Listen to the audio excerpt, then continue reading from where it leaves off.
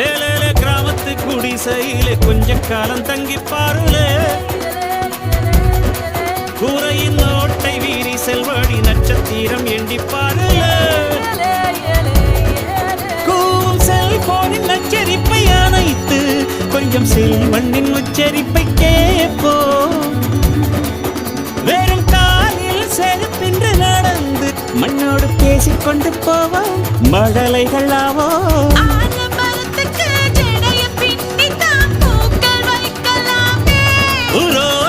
ஐயனாரிடம் கத்தி வாங்கித்தான் பென்சில் சீவலாமே